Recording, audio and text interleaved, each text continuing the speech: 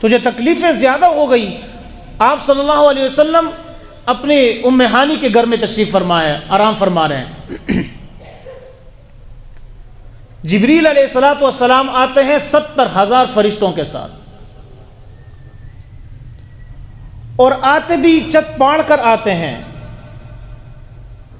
70,000 فرشتوں کے ساتھ جبریل آ رہے ہیں، آپ کو اٹھانا چاہا۔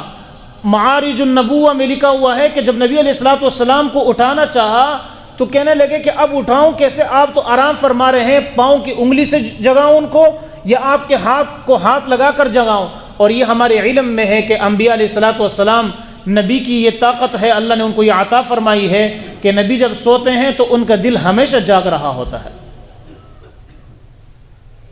تو اللہ تبارک و تعالی نے فرمایا کہ اے جبریل، میرے محبوب کو اس طرح مت جگانا، بلکہ آپ کے پاؤں مبارک پر بوسہ دے کر جگانا ہے۔ جبریل نے حضور علیہ الصلوۃ والسلام کے پاؤں پہ بوسہ دیا، آپ علیہ الصلوۃ والسلام اٹھ گئے۔ آپ نے فرمایا ہاں جبریل کیا ہوا، کیوں آئے ہو؟ عرض کہ اے اللہ کے رسول، ان اللہ اشتاق الیک، اللہ تبارک و تعالی کا بڑا شوق ہے کہ آپ سے ملاقات کر لے۔ اے جبریل، میں ملاقات کے لیے تیار ہوں، لیکن مجھے یہ بتاؤ کہ میری امت کا کیا ہوگا۔ یہ فرق ہے۔ وہاں موسیٰ علیہ الصلوۃ والسلام اللہ سے ملاقات کے لیے جا رہے ہیں تو اللہ نے کیا فرمایا؟ وَمَا أَعْجَلَكَ عَنْ قَوْمِكَ يَا مُوسَى قَالَ هُمْ أُولَٰئِ عَلَىٰ أَثَرِي وَعَجِلْتُ إِلَيْكَ رَبِّ لِتَرْضَىٰ۔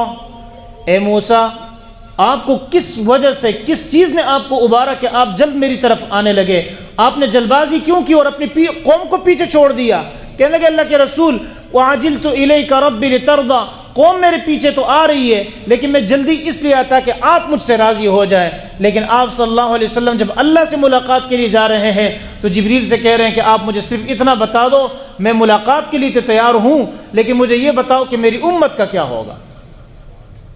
تو جبریل علیہ الصلوۃ والسلام کو اللہ نے پیغام بتا دیا کہ بتاؤ آپ صلی اللہ علیہ وسلم کو کہ اللہ آپ کی امت کے بارے میں آپ کو خوش کر دیں گے۔ جا رہے ہیں کس کی ملاقات کے لیے؟ اللہ کی ملاقات کے لیے، اور بھول نہیں پائے، اپنی امت کو بھول نہیں پائے۔ روایتوں میں آتا ہے کہ اللہ تبارک و تعالیٰ کے حبیب وہاں سے اٹھے اور آ کر حتیم میں آرام فرمانے لگے۔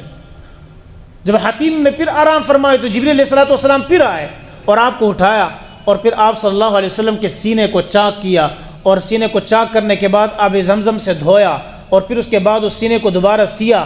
آپ صلی اللہ علیہ وسلم فرماتے ہیں کہ پھر میرا سینہ ایسا کھلا، اور یہ کھلنا کیا تھا؟ تاکہ اللہ تبارک و تعالیٰ کی محبت، اور آپ صلی اللہ علیہ وسلم جب اللہ سے ملاقات کرے اس ملاقات کی تاب لا سکے، ورنہ اللہ کا کلام اتنا جو ہے وہ ہے ہیوی ہے، اتنا کلام جلالی ہے کہ لو انزلنا هذا القرآن على جبل لرأيته خاشعا متصدعا من خشیۃ اللہ، اگر اس قرآن کو ہم کسی پہاڑ پر نازل کر لیتے تو پہاڑ ریزہ ریزہ ہو جاتا۔ اور وہی موسیٰ علیہ الصلوۃ والسلام ہے کہ اللہ سے کہہ رہے ہیں کہ اے اللہ، میں نے آپ کو دیکھنا ہے، تو اللہ نے فرمایا تو مجھے دیکھ نہیں سکتا، بلکہ میں اس پہاڑ پر تجلی کرتا ہوں، اگر تم اس تجلی کی تاب لا سکتے ہو تو تم مجھے دیکھ سکتے ہو، ورنہ نہیں دیکھ سکتے۔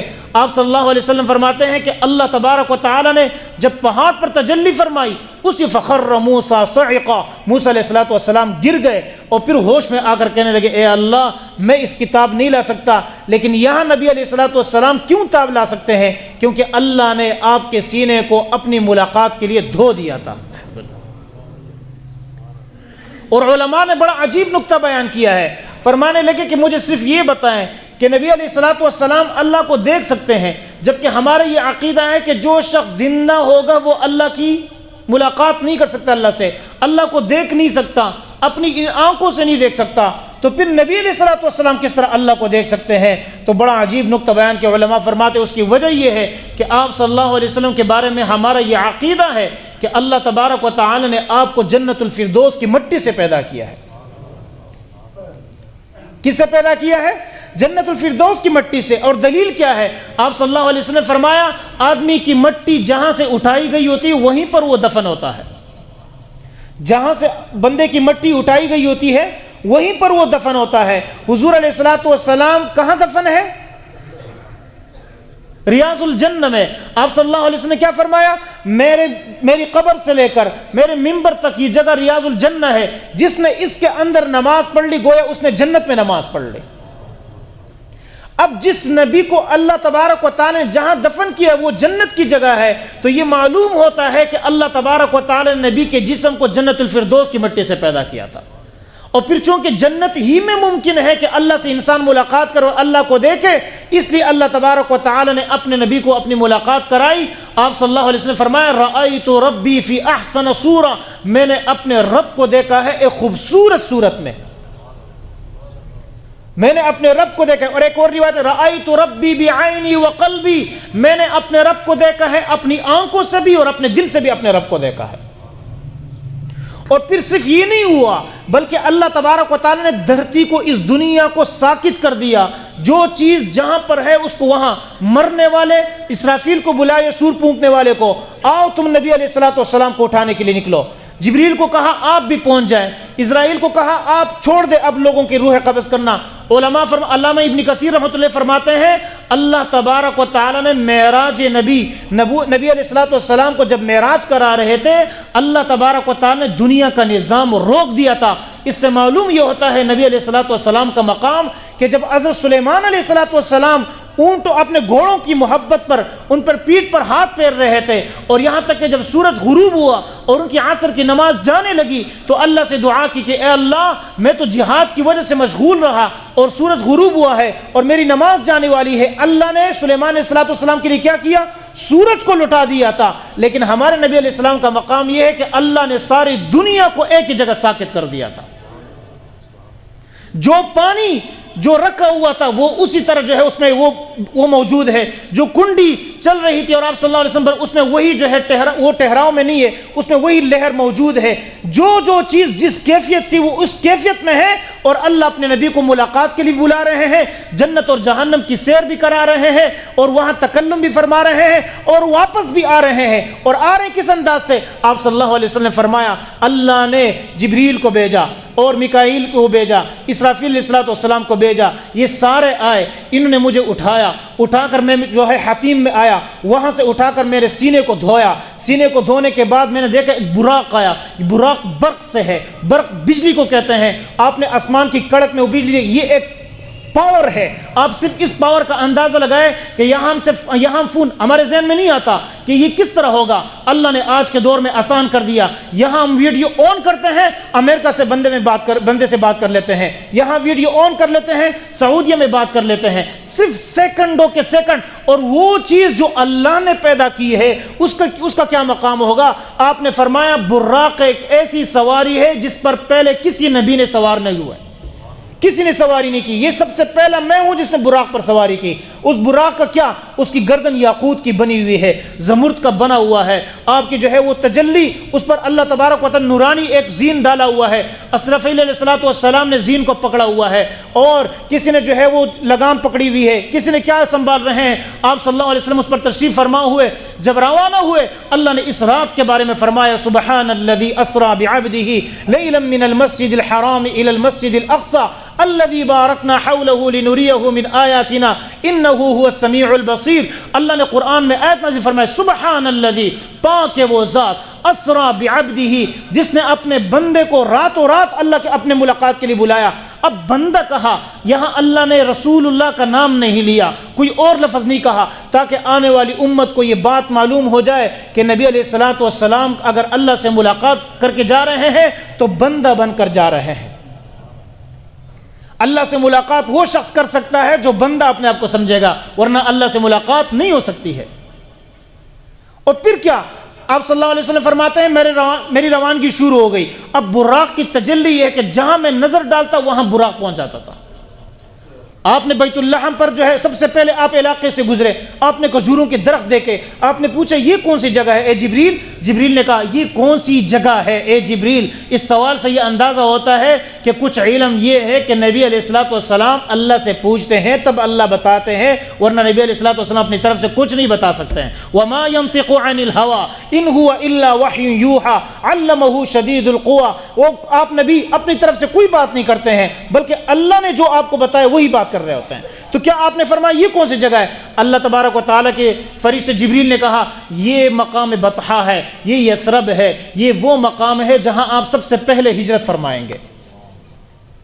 پھر آپ روانہ ہوئے تو آپ نے فرمایا رأیت موسیٰ، میں نے رأیت موسیٰ فی قبرہ، میں نے موسیٰ علیہ السلام کی ان کو قبر میں دیکھا، وہو یصلی، وہ کھڑے تھے نماز پڑھ رہے تھے. بعض روایتوں میں آتا ہے حضرت ایک عالم ہے، بہت بڑے عالم، نام نہیں لوں گا، لوگوں کو ویسے اختلاف اس سے ہو سکتا ہے، ان نے بڑا عجیب نقطہ کیا، وہ کہتے ہیں یصلی کا مطلب نماز بھی ہے، یصلی کا مطلب درود بھی ہے. مجھے یہاں یوں لگتا ہے کہ حضور کے یہاں جاتے جاتے حضرت موسیٰ علیہ السلام حضور پر درود پیش کر رہے ہیں. اب موسیٰ علیہ السلام یہاں پر بھی ہے. پھر فرمانے لگے کہ اگلا میرا سٹیپ کیا تھا؟ طور، اس کا اگلا بیت اللحم. اور پھر میں مسجد اقصیٰ پہنچا. جب مسجد اقصیٰ پہنچا تو میں نے دیکھا سب سے پہلے سارے انبیاء وہاں موجود ہیں. موسیٰ ابھی یہاں تھے، پھر وہاں بھی پہنچ چکے تھے. انبیاء پہلے سے موجود ہے. یہ اس بات کی نشاندہی ہے کہ امام سے پہلے مقتدی کا آنا ضروری ہے. اور یہ بھی، اور انبیاء انتظار کر رہے تھے. یہ اس بات کی بھی نشاندہی ہے کہ امام کا انتظار کیا جائے. شادی کے تقریب پر 20 منٹ نہیں 1 گھنٹہ انتظار کر لیتے ہیں کیونکہ کھانا آ رہا ہے. مولوی صاحب آپ فکر نہ کریں، حضرت آپ ناراض نہ ہو تو 1.5 گھنٹہ تھوڑا سا اور صبر کر لے. دلہن آ رہی ہے، دلہن میک اپ میں جو ہے کیا ہے وہاں تیار ہو رہی ہے، اور یہاں اگر 1 منٹ اوپر ہو جائے تو مولوی صاحب کدھر ہیں، مولوی صاحب کہاں پر ہیں. اور پھر حسن ظن بھی تو ہمارے سوئے ہوں گے بھائی، سوئے ہوں گے، آرام فرما رہے ہوں گے. یعنی حسن ظن ہمارے یہاں تک پہنچتا ہے، ہمارا گمان یہاں تک سوئے ہوں گے. 2 منٹ اوپر ہو گئے ابھی تک نہیں پہنچے. اس لیے میں نے کہا 2 منٹ اگر فجر مغرب عشاء میں اگر 2 منٹ اوپر ہو جائے نماز شروع کر دی جائے، اور اگر عام نماز میں 1 منٹ اوپر ہو جائے تو نماز شروع کر دی جائے. نہیں انتظار کرانا چاہیے، لیکن اگر اس طرح موقع ہو تو انتظار کرنے میں کوئی قباحت نہیں ہے. اس لیے آپ صلی اللہ علیہ وسلم نے فرمایا لا تقوموا حتى ترونی، اس وقت تک کھڑے مت ہو نماز کے لیے جب تک مجھے نہ دیکھو. تو آپ روانہ ہوئے.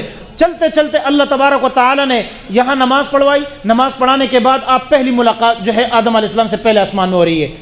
دوسری ملاقات ہو گئی اعیاہما عیسیٰ علیہ السلام اور یحییٰ علیہ السلام سے،